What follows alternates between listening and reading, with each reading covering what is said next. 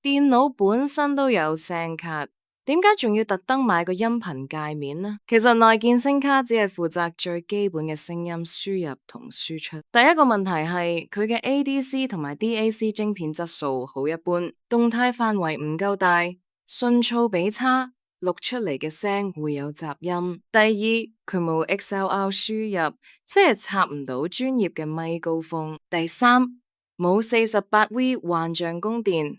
高質素嘅電容咪就用唔到啦。第四，聲音延遲好高，即時聽翻自己將嘅聲會有時間差。專業音頻界面，例如 Rodecaster Pro 就解決晒呢啲問題。佢有高質素嘅 ADC 同 DAC 晶片，保證錄音清晰冇雜音。仲有 XLR 輸入同48V 幻象供電，完美支援專業電容咩？加上超低延遲嘅直接監聽同埋獨立音量控制。非常方便。總括嚟講，內建聲卡聽歌就夠，做 podcast 就一定要用音頻界面。